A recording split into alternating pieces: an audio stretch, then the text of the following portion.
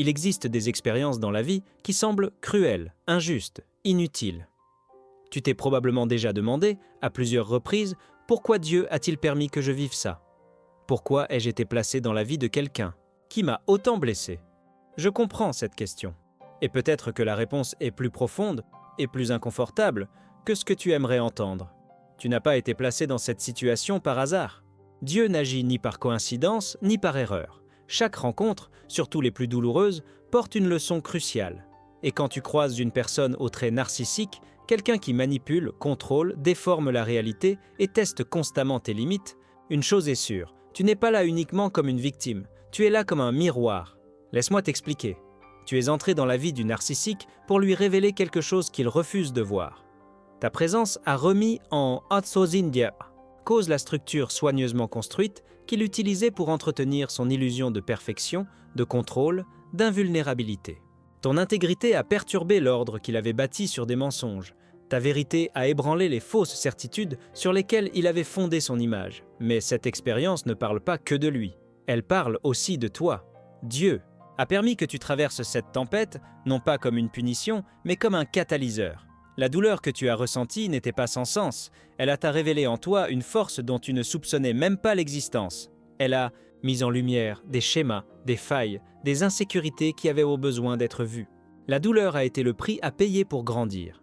À partir de maintenant, je veux que tu considères cette expérience non pas comme une tragédie, mais comme une mission que Dieu a placée sur ton chemin. Pas pour te briser, mais pour faire émerger ce qui était encore caché. Pour te confronter à une vérité qui n'apparaît qu'au cœur du chaos. Et c'est exactement de cela dont nous allons parler maintenant. Le narcissique vit à l'intérieur d'une structure interne fragile, soutenue par l'illusion, le contrôle et l'autotromperie. Il s'est construit un récit où il n'a jamais tort, où il n'est jamais responsable, où il n'a jamais besoin de changer. Tout autour de lui doit tourner en fonction de son image.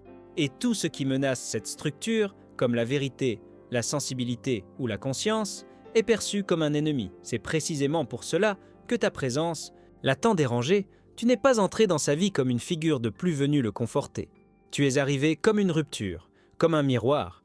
Et pour quelqu'un qui vit dans l'illusion, les miroirs sont dangereux. Tu as montré de l'empathie là où il attendait de la soumission. Tu as posé des questions là où il voulait une acceptation aveugle. Tu as posé des limites là où il croyait avoir un contrôle total. Et cela a déstabilisé le système qu'il avait passé sa vie à protéger. Peut-être as-tu interprété sa colère, son mépris ou son éloignement comme des échecs de ta part. Mais ce n'est pas le cas. Ce sont des signes clairs que ta présence faisait exactement ce qu'elle devait faire. Tu étais une menace pour le mensonge, non pas parce que tu as été cruel, mais parce que tu as été vrai. Il est essentiel de comprendre ceci. Dieu ne t'a pas placé là pour être un décor dans l'histoire du narcissique. Tu as été envoyé comme une interruption intentionnelle. Tu représentais l'opposé de ce qu'il croyait pouvoir maîtriser. Tu symbolisais quelque chose qu'il nie chaque jour, la possibilité de vivre avec vérité, avec conscience, avec responsabilité émotionnelle, mais le narcissique ne veut pas de transformation. Il veut une stabilité émotionnelle obtenue aux dépens de l'autre. C'est pourquoi il réagit violemment quand il se retrouve face à quelqu'un qui ne peut pas être entièrement façonné à son image. Et c'est là que le conflit s'intensifie.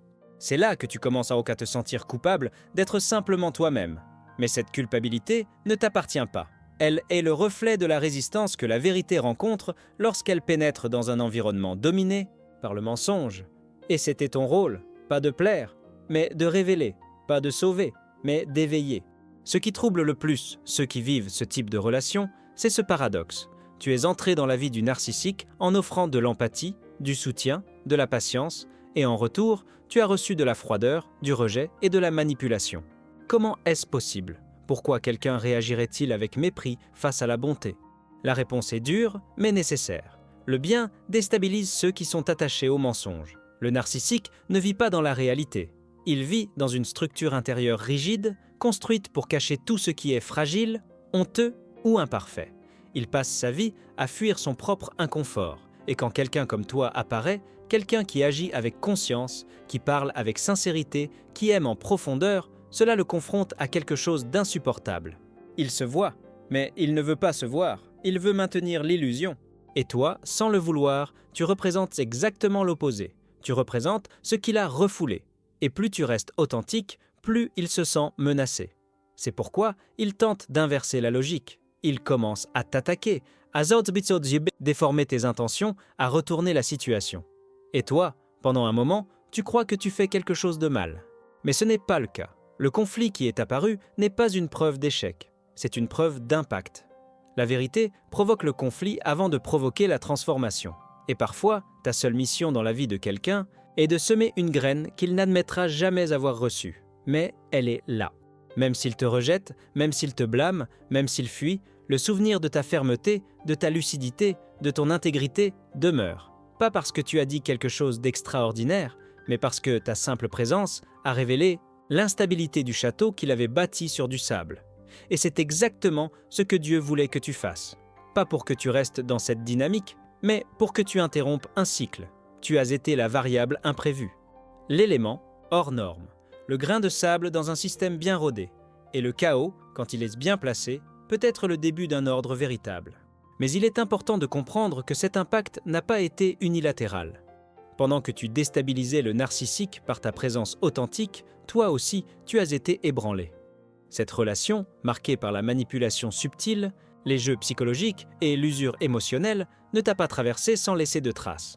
Et c'est à ce moment-là que beaucoup commencent à douter de leur propre force. Après tout, si tu as été placé là par Dieu, pourquoi en ici es-tu ressorti aussi blessé?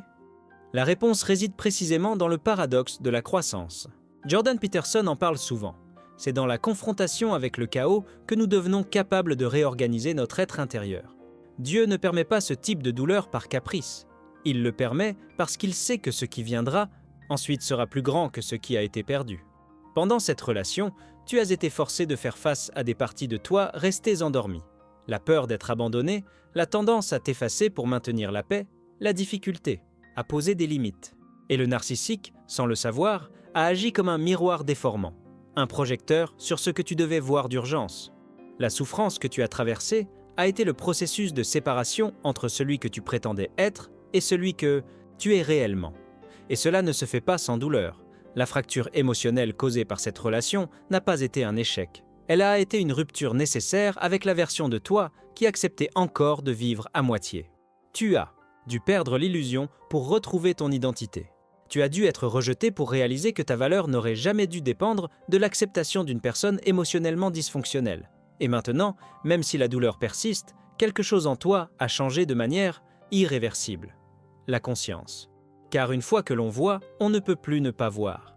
Et Dieu a utilisé exactement ce processus pour briser ce qui te gardait prisonnier. Non pas du narcissique, mais de l'idée que l'amour doit être souffrance, que prendre soin signifie se sacrifier, que pour être accepté, il faut se taire. C'est cela, le début de ta reconstruction. Il est fondamental de comprendre que le narcissique n'a jamais été ton destin. Il n'a pas été placé dans ta vie pour y rester de façon permanente. Il n'est pas la personne que Dieu a choisie pour t'accompagner. Il est celui que Dieu a permis de croiser ton chemin pour t'enseigner quelque chose. Et enseigner, parfois, fait mal. Enseigner, parfois, blesse. Mais la fonction demeure, révéler ce qui devait être vu. Tu n'as pas été créé pour vivre enfermé dans un cycle de confusion émotionnelle, de chantage affectif et d'autonégation. Tu as été fait pour grandir, pour prendre la responsabilité de ta propre vie, pour porter le poids de ton appel avec dignité. Et cette relation, aussi destructrice qu'elle ait pu paraître, a été le champ d'épreuve de ta force. Le narcissique est entré dans ta vie comme un obstacle, pas comme un refuge. Et le problème, c'est qu'à un moment donné, tu as commencé à confondre l'obstacle avec la récompense. Tu as cru qu'en étant suffisamment compréhensif, suffisamment patient, suffisamment aimant, tu pourrais transformer cette relation en quelque chose de sûr. Mais la vérité, c'est que cela n'a jamais été sûr. Cela n'a jamais été juste. Tu essayais de bâtir une maison sur des ruines. Et Dieu, en permettant l'effondrement, te disait « Ce n'est pas ici que tu dois construire, ce n'est pas ici que ton âme va s'épanouir. » Car s'il n'avait pas permis la douleur, peut-être serais-tu encore en train d'essayer de faire fonctionner un lien qui était voué à l'échec. Parfois, l'échec est une délivrance. Et l'abandon, la réponse que tu n'as jamais osé demander. Non, le narcissique n'était pas le but, il était le décor. Il était le point de rupture, le déclencheur nécessaire pour que tu réalises à quel point tu t'étais éloigné de toi-même. Et maintenant que tu le sais, il n'y a plus de raison de rester. Y rester serait de l'auto-sabotage. Insister serait une forme de régression. Ce que Dieu veut pour toi maintenant, ce n'est pas que tu tentes de reconstruire ce qui a été brisé, c'est que tu avances, que tu partes avec ce que tu as appris, avec la conscience qui a émergé, avec la clarté que seule la souffrance a révélée. Le narcissique a été le chaos, mais la responsabilité de la reconstruction t'appartient désormais et cela change tout. L'une des douleurs les plus difficiles à accepter est celle-ci. Tu as donné le meilleur de toi-même et, malgré cela, tu as été rejeté comme si tu n'avais jamais compté. Le narcissique ne s'est pas excusé. Il n'a pas reconnu ce qu'il t'a fait subir. Il n'a pas admis à quel point tu as essayé. Et cela laisse une blessure silencieuse parce qu'en silence, tu te demandes « Est-ce que j'ai compté au moins un peu ?» Mais voici une vérité inconfortable, mais libératrice. Oui, tu as compté. Simplement, l'impact que tu as eu ne sera jamais reconnu par lui, précisément parce qu'il était trop réel. Jordan Peterson parle souvent de la manière dont la vérité a le pouvoir de déstabiliser des systèmes entiers. Et c'est exactement ce que tu as représenté. Ta présence a interrompu son schéma habituel. Il avait l'habitude de manipuler, de contrôler, d'être le centre de tout. Mais avec toi, quelque chose a changé. Tu as commencé à poser des questions, tu as posé des limites. Tu as refusé de te perdre juste pour qu'il reste à l'aise. Et cela, même s'il ne l'admettra jamais à haute voix, a provoqué un conflit intérieur. Parce que tu n'étais pas comme les autres, tu étais l'élément inattendu. Et c'est précisément pour cela qu'il a eu besoin de te dévaloriser, pour ne pas avoir à faire face au fait que, pendant un moment, il s'est senti mis à nu. Tu étais le miroir qu'il ne supportait pas de regarder, la présence qui le faisait trébucher sur ses propres masques. Et c'est pour cela qu'il a tenté de t'effacer. Parce que quelqu'un qui vit dans le déni ne supporte pas la vérité. Et la seule manière qu'il a trouvé de fuir cette douleur, c'est de rejeter celui qui la lui faisait ressentir. Mais crois-moi, ce que tu as représenté ne disparaît pas avec ton départ. Il pourra continuer sa route, répéter les mêmes schémas, trouver d'autres victimes. Mais le souvenir de ce que tu as été, de ce que tu as dit, de la façon dont tu t'es affirmé, restera. Parce que l'âme humaine reconnaît la vérité, même quand l'ego essaie de l'enterrer.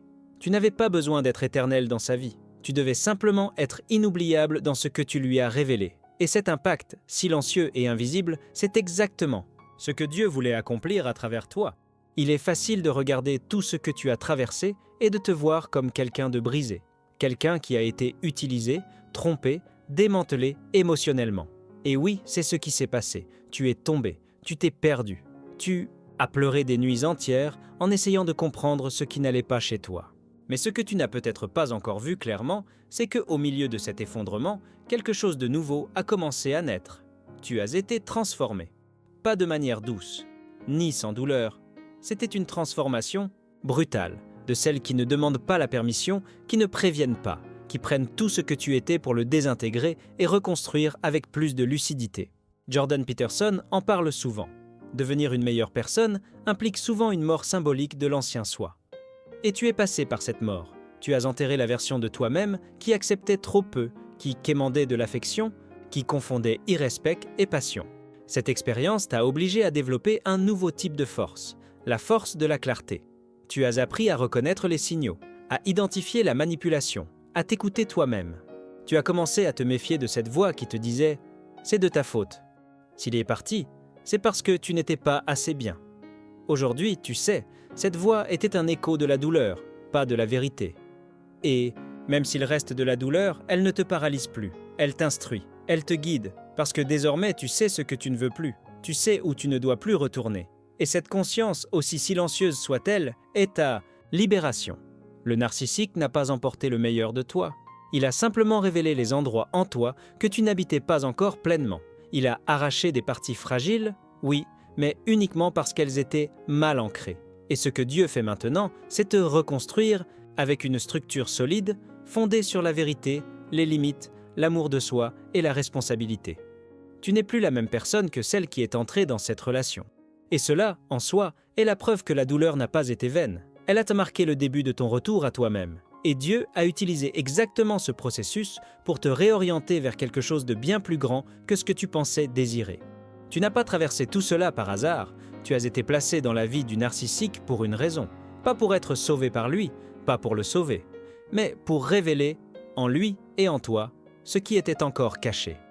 La douleur était réelle, Mais elle a aussi été un instrument. C'est à travers elle que tu t'es éveillé. C'est à travers l'effondrement que tu t'es retrouvé. Et même si le narcissique n'a jamais reconnu l'impact de ta présence, Dieu l'a reconnu. Car c'est lui qui t'a placé là, non pas comme un prisonnier, mais comme une semence de vérité. Maintenant, le cycle se termine. Tu n'as plus besoin de justifier ce que tu as ressenti, ni de te culpabiliser pour ce que tu as essayé. Ce qu'il y avait à apprendre a été appris.